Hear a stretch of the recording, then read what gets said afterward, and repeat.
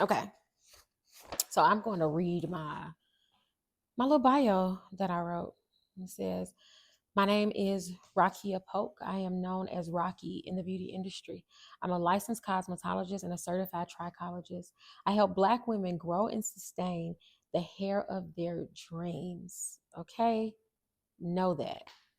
I have years of experience helping clients with hair loss, scalp conditions, and damage recovery.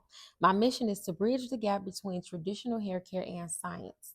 Through these presentations, I aim to equip you with the knowledge and tools to recognize, prevent, and manage hair and scalp disorders, helping you to build trust in yourself, regain your confidence, and improve your chances of finding the hair care professional of your dreams, if that's your desire. Let's get into it. So, today I want to talk about the basics, what you need to know about hair care, doing it on your own, and how to recognize what's happening even when somebody else is doing it. So, you need to be able to tell the difference between when your hair is being damaged under someone else's care and when it's being cared for under someone else's care. Now, if you are a quote unquote chair hopper and you go to different people for different services and you do not have a stable hairstylist, even in between protective styles, I'm not saying that you cannot have stylists who do different things, because we right now we niching down and people have their specialties, but in between you should have a stylist who you can come to who is your primary care provider. So it's kind of like your primary care physician, right? You have a physician who you can go to who can check up on different things more generally. And then you have someone like a bone specialist, you have your orthodontist, you have your dentist, right? Endocrinologist who check up on your hormonal health, different things like that.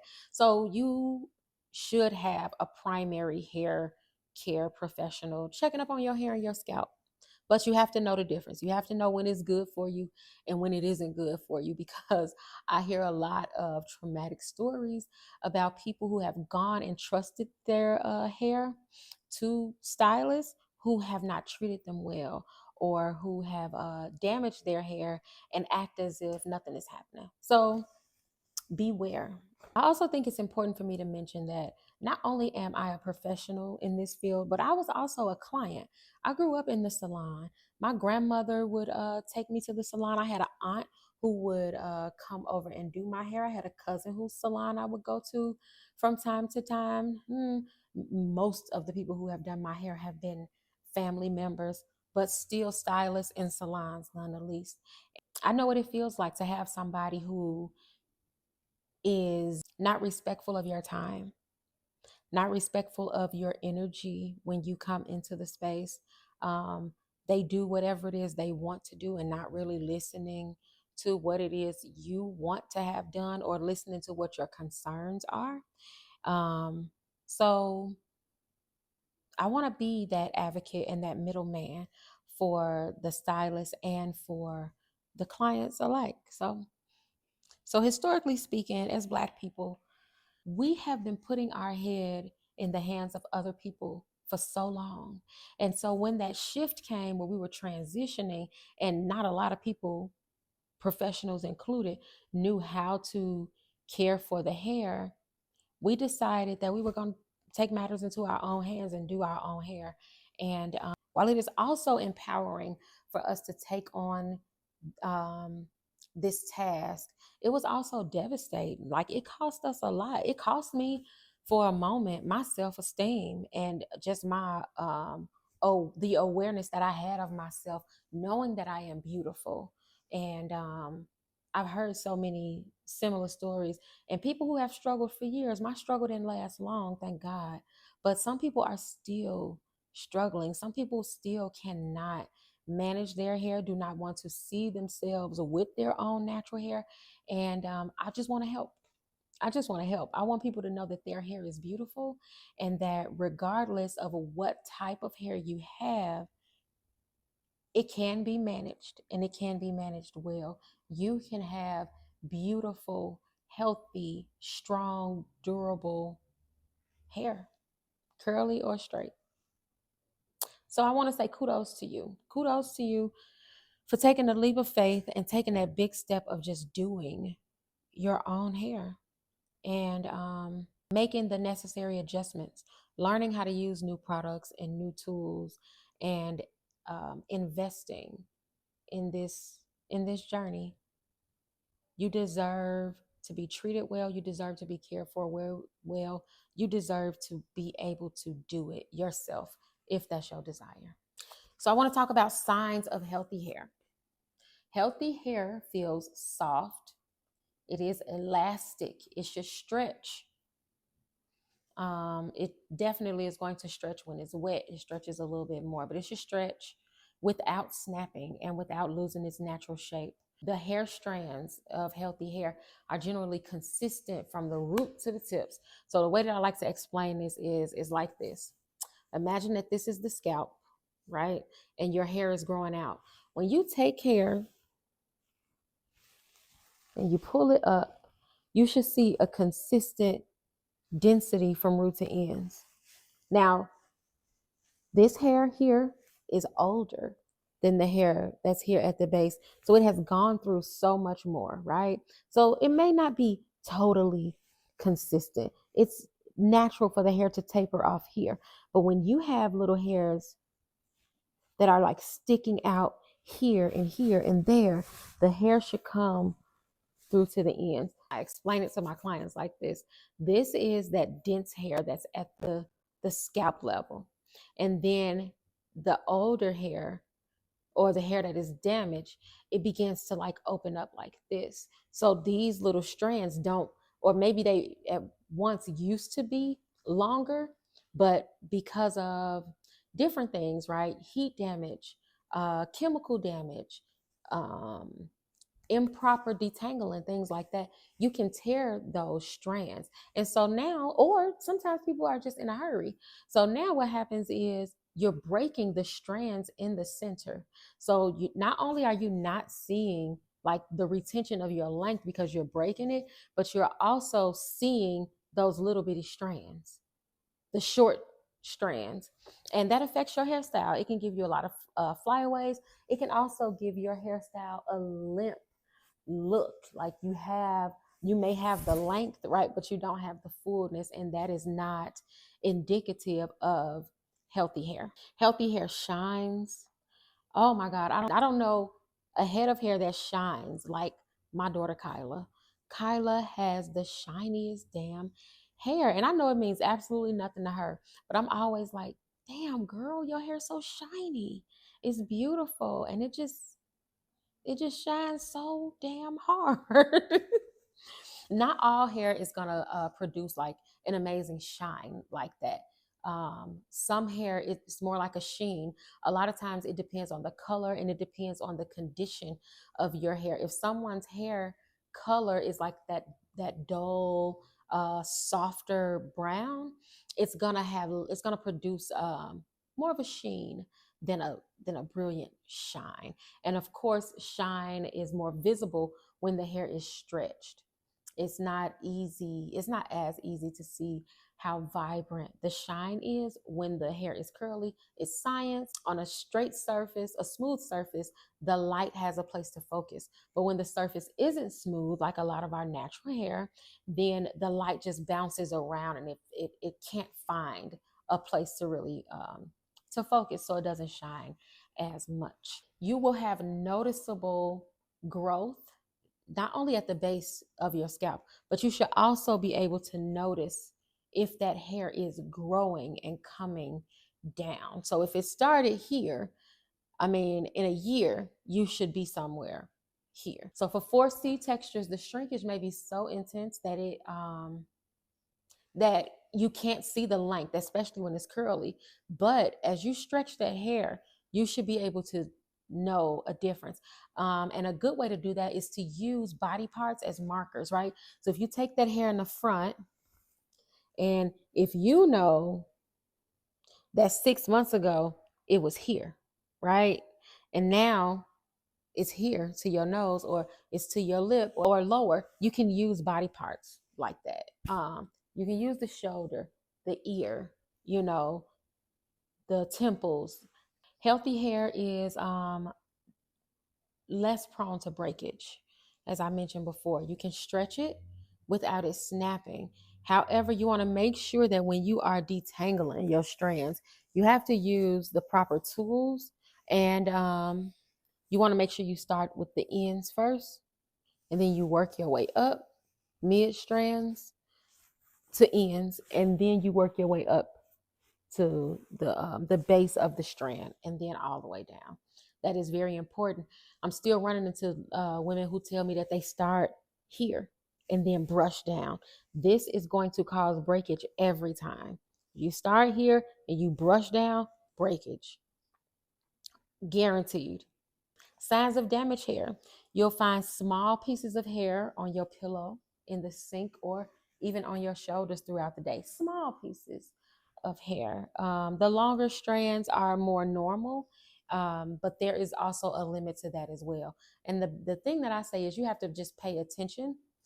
It's important that you are paying attention to your hair to know what is excessive for you and what isn't.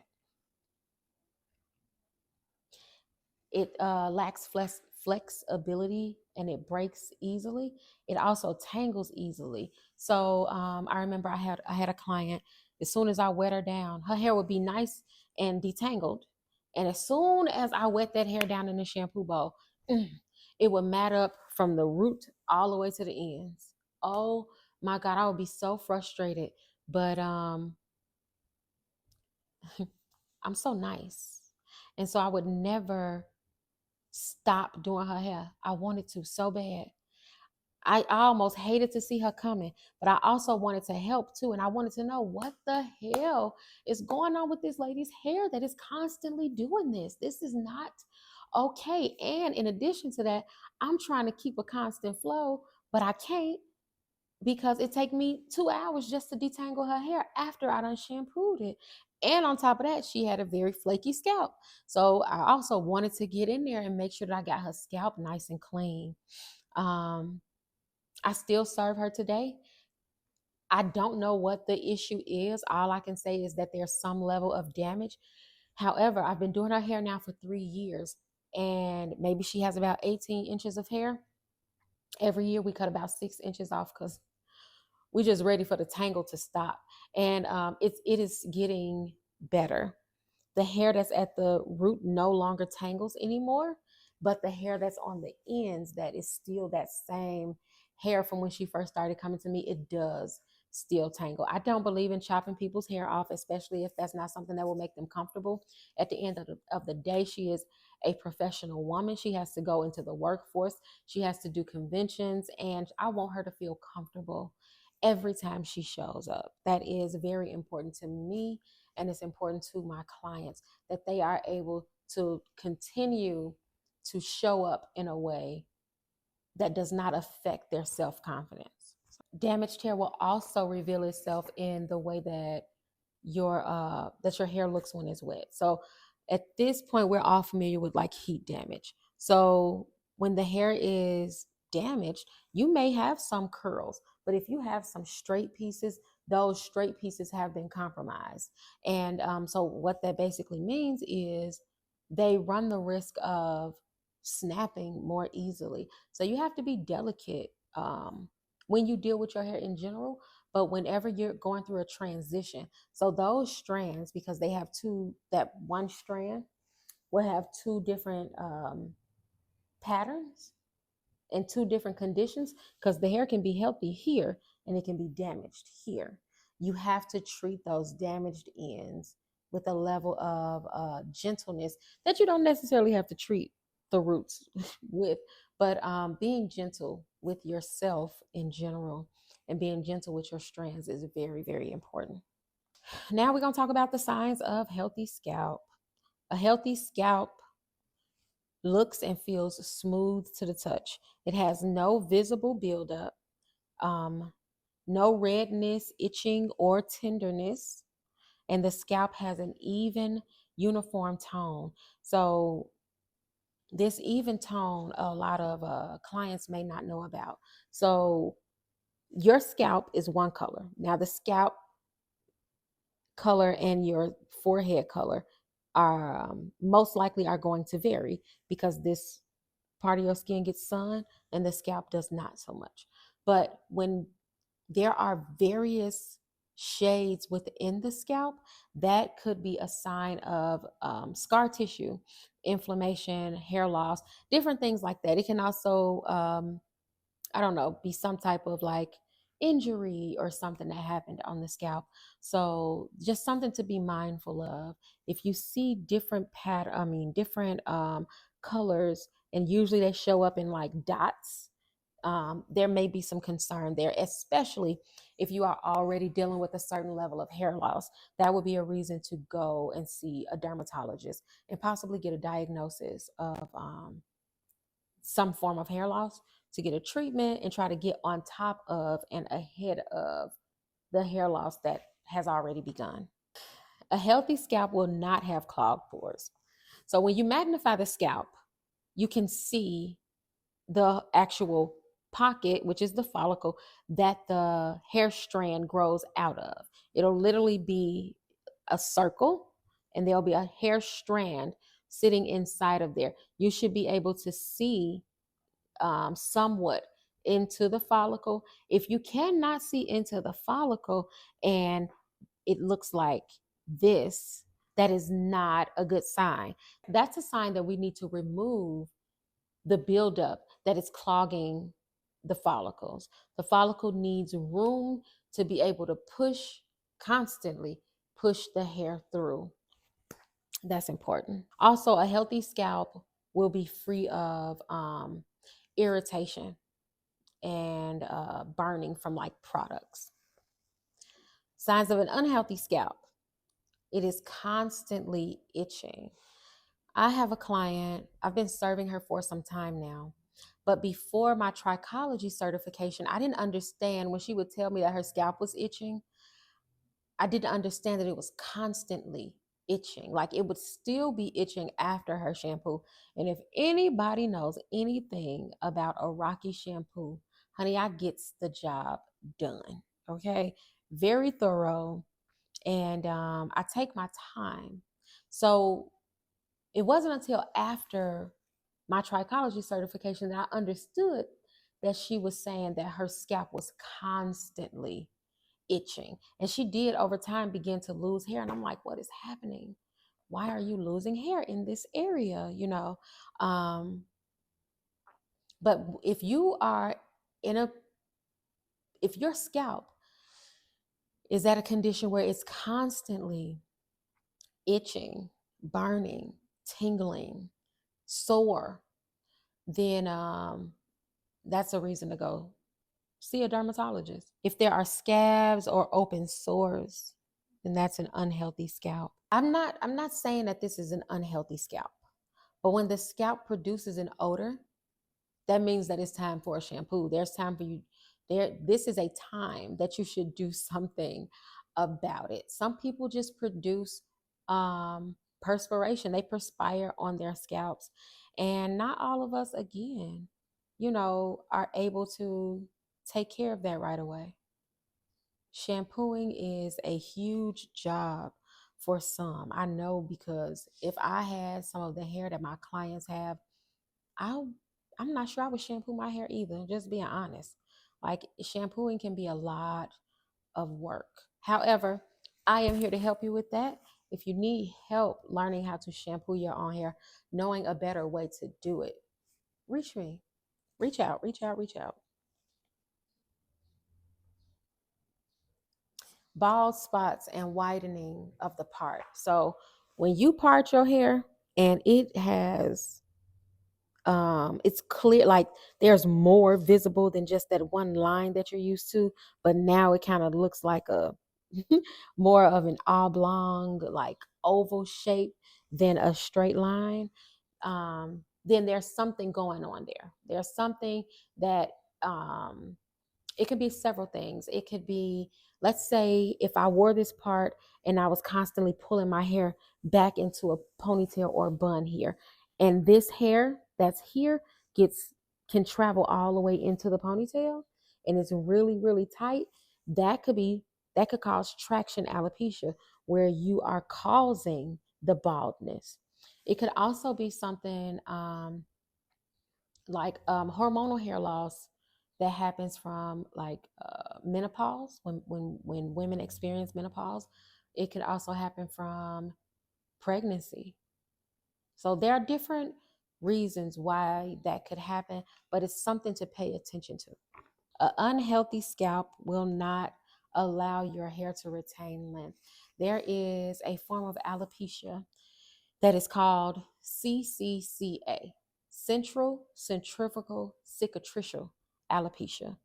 And this form of alopecia is said to eventually just burn out, meaning that eventually it's going to be lead to permanent hair loss. There are some stages of CCCA where the hair will seemingly grow. It'll be nice and dense and full, and it'll grow, grow, grow, grow, grow, and then it'll break off. And it'll grow, grow, grow, grow, grow, and it'll break off. And there's seemingly no reason for it. We're not detangling roughly. We don't have braids. We're not pulling with ponytails, and we're not using chemicals or heat, different things like that. Um, so yeah, there's something going on there. So healthy hair and scalp regimen. Everybody should have a structured plan as to how they care for their hair and their scalp. Caring for your hair and your scalp is a package deal. You do not do one without the other. Okay? Your hair depends on your scalp to be healthy. Your scalp depends on your nutrition. We talked about that already. And other, genetic makeups that you may not be able to control. But the things that you can control are is your nutrition. So shampooing. This varies for everybody. It depends on your hair and your scalp. If your scalp is excessively oily, you need to shampoo more frequently.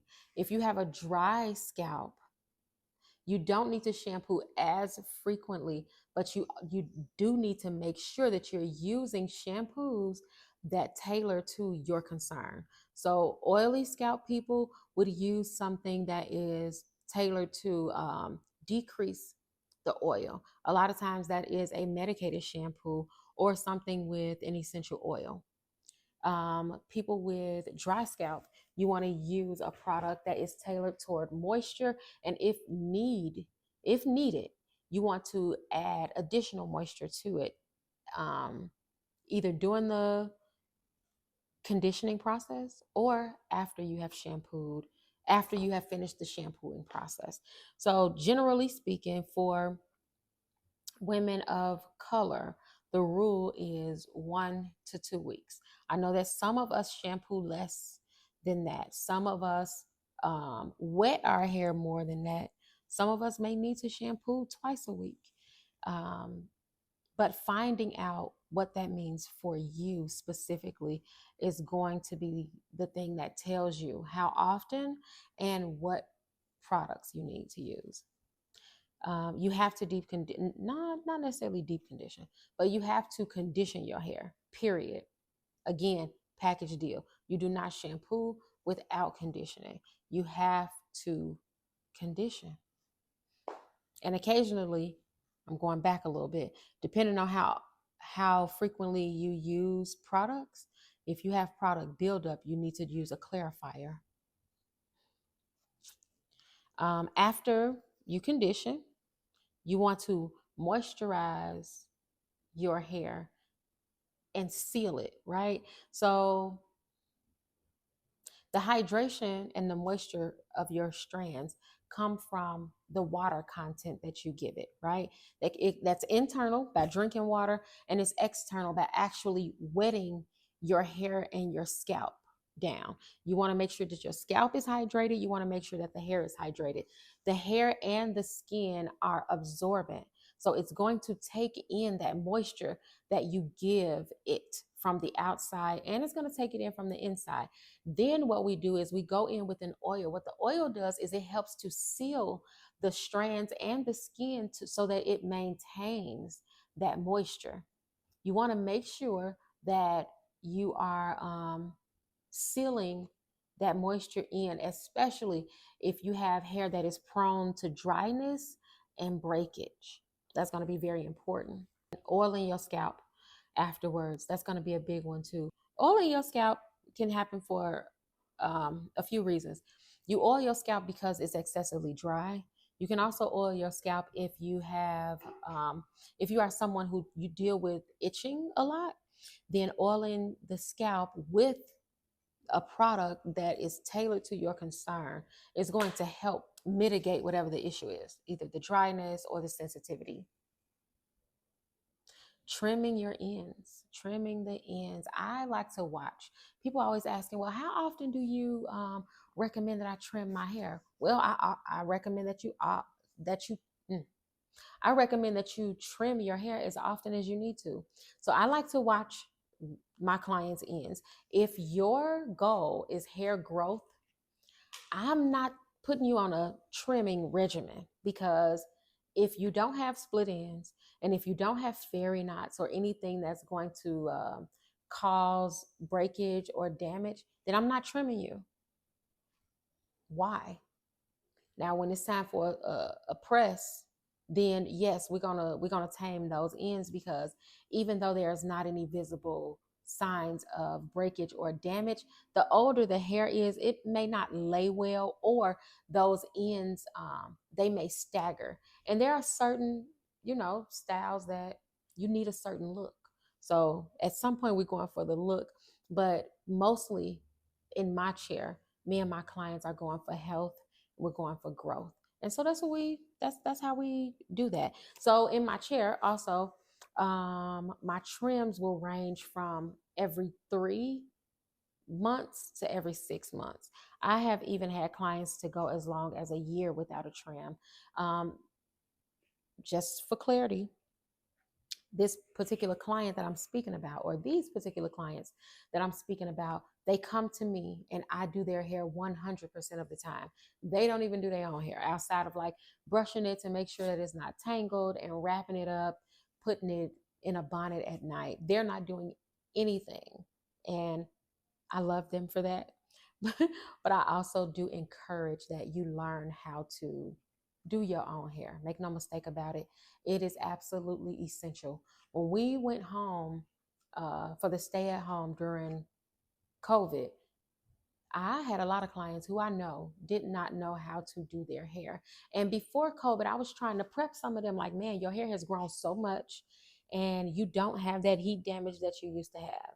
You need to just wet your hair in the shower one day, and then make it on the day that you're coming to me, and then just come to me, just so you can see what your hair is actually going to do. This one particular client was like, I'll never do it.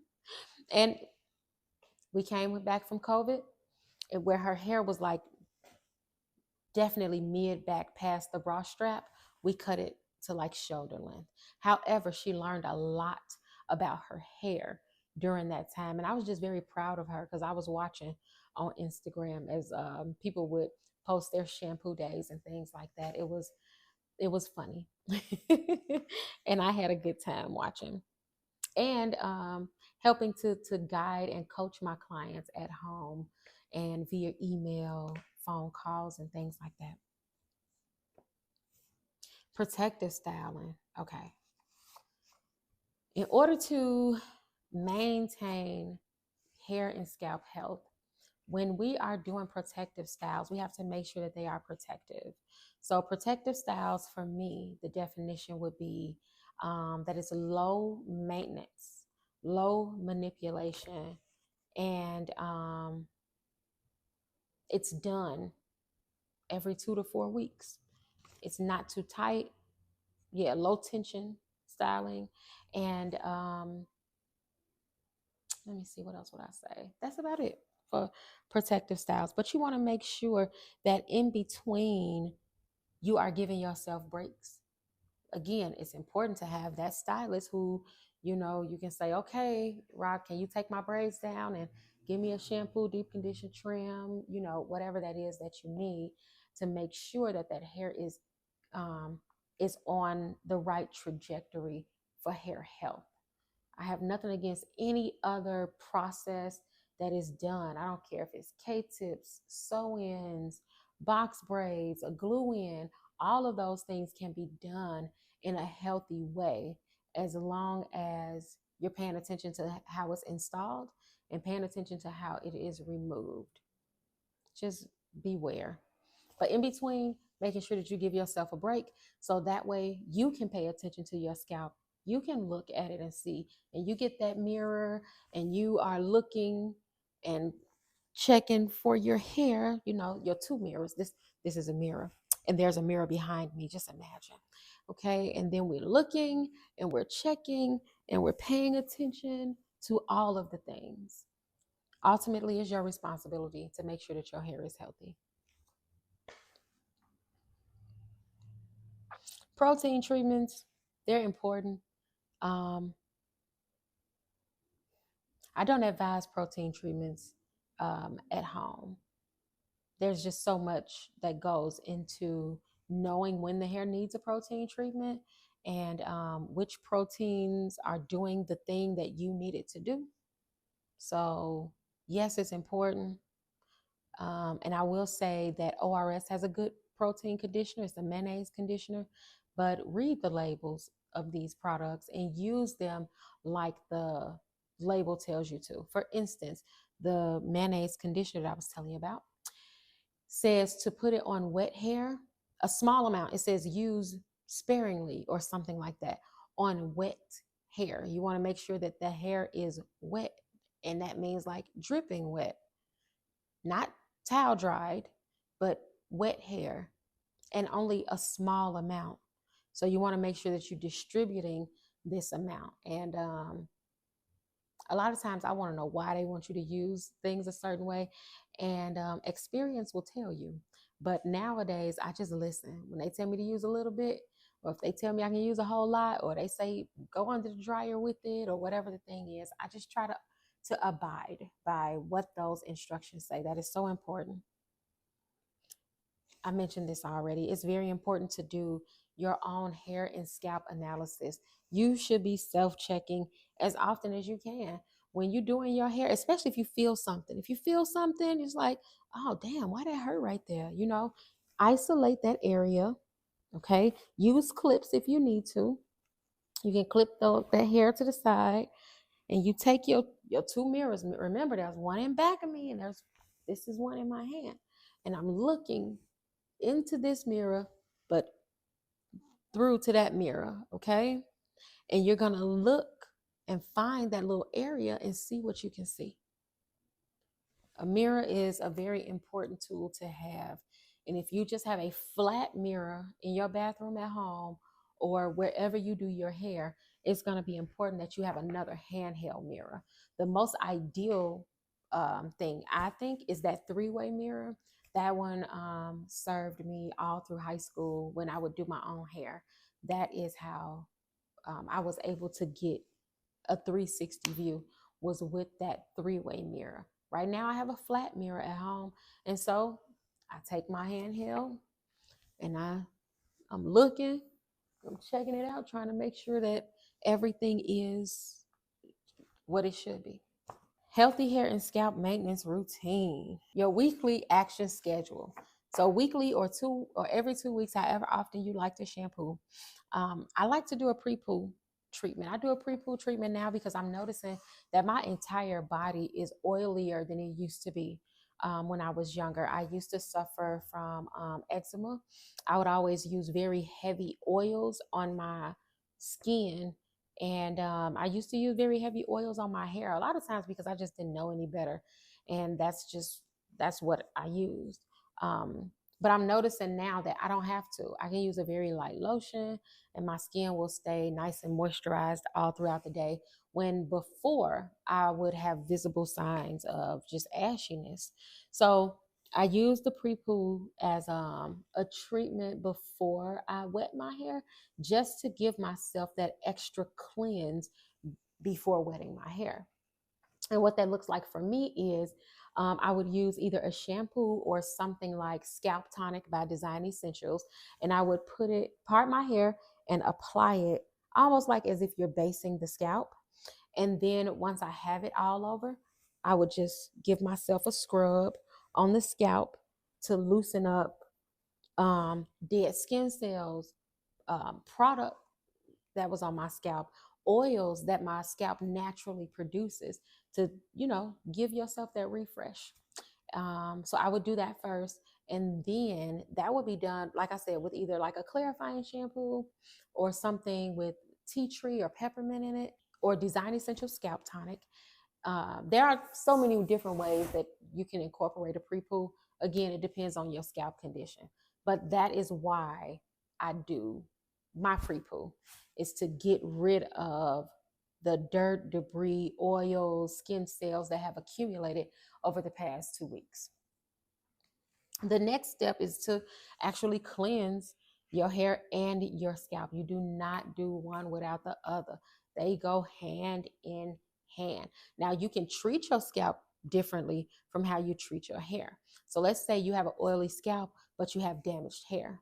Your scalp is going to need something that's going to remove the oil, while your hair is going to need something that is going to put oil in it, or at least protect it from being stripped. So there are times when I will use a medicated shampoo on my client's scalp, and then I'll use a moisturizing shampoo on those ends. There are also times when a pre-poo treatment looks something like applying a heavy oil onto the strands because they're dry, weak, or brittle, and then doing your pre-poo shampoo or tonic or whatever on your scalp. Or sometimes it's oil on the scalp as well. It depends on the circumstance. Hair care, scalp care is not a one size fits all. It's so important that you actually learn what it is that you're working with. What kind of hair do you have? What kind of scalp do you have? Is it oily? Is it dry? Um, do you have dry hair? Is your hair damaged? Is it long? Is it short? All of the things. And based on that primary assessment, you can determine whether or not you need to use which product. Also, you're evaluating the products even after you use them, right? How does it feel in your hands? While you're using them, how does it feel in your hands? Okay. How does it smell? Is this something that now, since you've rinsed it out and you've blow dried your hair or put your product in it, whatever it is you do, does your hair feel hard and crunchy? Does it feel soft and supple? Is it tangly? Pay attention to your hair. Try not to use too many different things so you can know what's working and what's not working. You want to deep condition your hair when needed. Not everybody needs a deep conditioner, but you want to deep condition the hair when it is dry, when it is damaged, it has been breaking off, different things like that. You want to make sure that you follow up with a deep conditioner because it's going to give you more hydration. Also, I like to recommend steam treatments. I remember one time my daughter Zari, because she works with me. If you've ever had a Zari shampoo, honey, you know she's phenomenal too, honey. You're talking about a young lady who got a good touch. Honey, that touch is good. She been rubbing my feet and my hands since she was a little old bitty thing. But anyway, I told Zari to do something. Y'all know how it is. Now you got to be real specific when you're talking to your young people, okay? And so I told Zari to sit somebody under the dryer. This was early on when she first started to help me out. Now, sitting somebody under the dryer usually means that the conditioner is still on. You put a plastic cap on, you sit them under the dryer. My baby rinsed this person, put her plastic cap on, and then sat her under the dryer. She rinsed the conditioner out after she detangled it. And I remember getting this lady from under the dryer, and I was like, well, she needs to be rinsed. And she looking at me like, what you mean she needs to be rinsed? I rinsed her already. I said, oh, okay, well, bring her on in. I will never forget how soft and how shiny her hair was. Just because she had water on her hair was wet, but she had on a plastic cap and she was under the dryer. What's she getting? Steam. That heat from the dryer is helping to push those water molecules into the strands.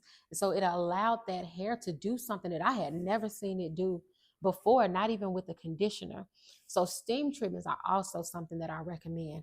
I know y'all probably never heard this, but you do not need a product on the scalp to give a steam treatment. You can just have the water on the hair and have the heat constantly just leaving those cuticles open and pushing that water in gently, because that's what the steam does. It does it in a gentle way. So I'll never forget that she did that. And I do it from time to time. I don't do it often, but from time to time, I'll sit somebody under the dryer or under the steamer without a conditioner on their hair, especially if it's someone who already has an excessively oily scalp, or someone who is getting a silk press and I don't want it to be too heavy. So that was a key.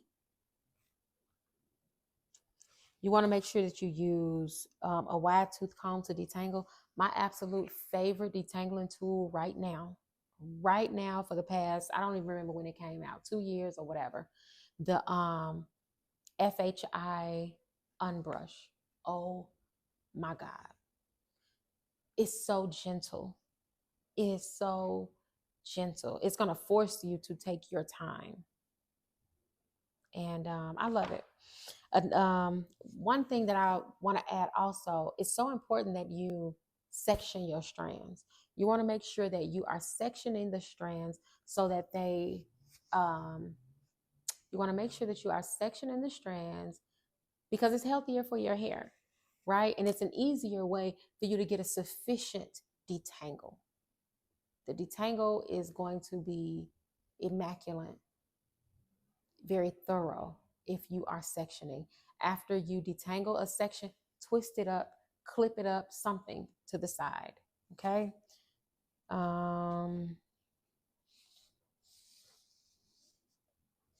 You want to use, after you detangle, you want to use a leave-in conditioner and an oil, right? You're using the leave-in conditioner just to solidify that hydration. And then you're using the oil to seal the hydration. You want to seal that in. It's important that you get that oil so that you can retain that moisture. Retaining moisture helps your hair, especially when you're wearing it in a curly state. It helps it to clump together nicely, and it lasts a long time. It lacks frizz when the moisture content is high. Okay, so that's wash day. You want to do the pre-poo, whether your hair is oily or your scalp is oily. If your hair or your scalp is dry, you tailor the pre-poo treatment to whatever the condition is. Then you cleanse with your shampoo, usually a moisturizing shampoo, but again, tailor it to your needs. Then you do your conditioning step.